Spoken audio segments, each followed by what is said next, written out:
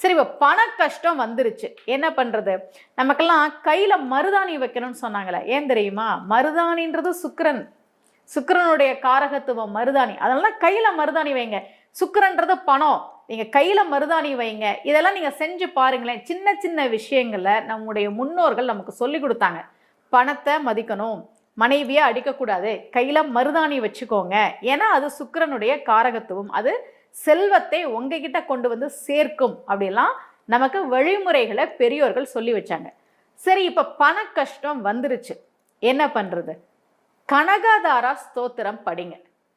அந்த புத்தகத்தினுடைய விலையே ரொம்ப குறைவு, 30 ரூபா 40 ரூபாய்க்கெல்லாம் கிடைக்குது.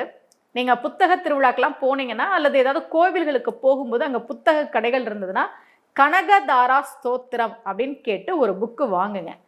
அது சமஸ்கிருதத்தில் இருக்கும், தமிழில் இருக்கும். ஆனால் சமஸ்கிருதத்தில் இருக்கிற ஸ்லோகத்தை தமிழில் எழுதியிருப்பாங்க.